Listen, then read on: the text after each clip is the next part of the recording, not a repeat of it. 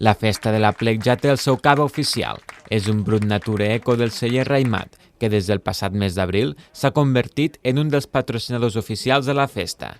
El logo de l'Aplec estarà present a la xapa de totes les botelles, on també es reprodueix la imatge de la façana d'entrada al celler lleidatà.